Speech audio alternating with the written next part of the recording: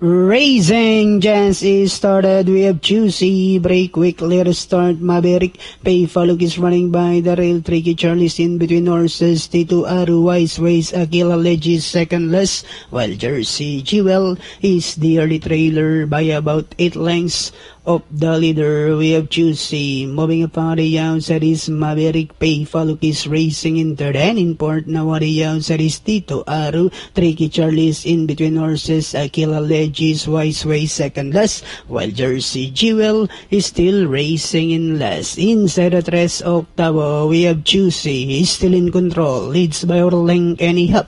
Maverick in second. Payfaluk. Tricky Charlie's. Aquila Legis comes next. Moving upon the outside, Wise Ways. Jersey Jewel is down on the inside, while Tito Aru now racing in last as they swing for home. Juicy moving up on the outside is Payfaluk. Then here comes Jersey Jewel now moving up. I now opted to run on the outside with about 150 meters more to run. Payfaluk, Jersey Jewel now moving up on the outside. Payfaluk, Jersey Jewel, and finally it's Jersey Jewel. Payfaluk, then comes Tricky Charlie's. Aquila Legis. Just in the nick of time, crossing the wire first.